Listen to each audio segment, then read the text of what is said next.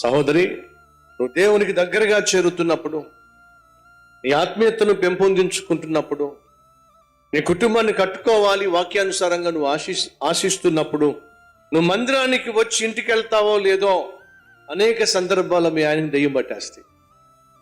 సోమవారం నుంచి శనివారం గొడవ చేయని వాడు ఆదివారం వస్తే గొడవ చేస్తాడు.